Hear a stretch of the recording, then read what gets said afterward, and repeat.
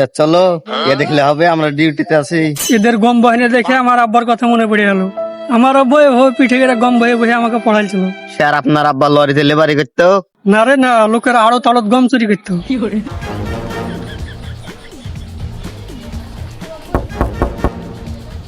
কি ব্যাপার, কি আপনারা? আমরা ইনকাম ট্যাক্সের লোক। ইনকাম ট্যাক্সের লোক তো এখানে কি করছেন? যান গিয়ে ইনকাম করুন গা। হায় হায় বেচারিরা, মুখটুক শুকিয়ে চাম শুকটির মতো হয়ে গেছে। সারাদিন মনে হয় কিছু খাওনি, যাও গিয়ে ইনকাম করো। শুনো বাড়া, আমরা ইনকাম করতে আসিনি, আমরা কিছু ইনকাম ট্যাক্স নিতে। তোমার বাড়িতে বলে কালো ধন আছে, তাড়াতাড়ি বার করো।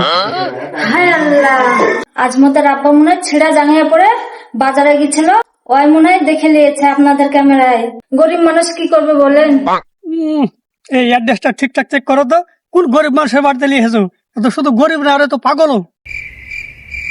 অ্যাড্রেস তো ঠিকই আছে। আচ্ছা আপনি বলেন তো আপনার বছর ইনকাম কত? বছরে 8 লাখ টাকা।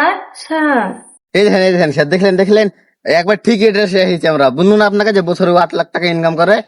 কুতে কালো ধন লুকিয়ে রেখেছেন, তাড়াতাড়ি বের করেন। আচ্ছা সত্যি করে বলেন তো, সত্যি কি আপনারা বছরে 8 লাখ টাকা ইনকাম করেন? হ্যাঁ হ্যাঁ, কিন্তু 5 বছরে। তো রেড মারার কিছু বলে, চাকরি বন্ধ কাল থেকে।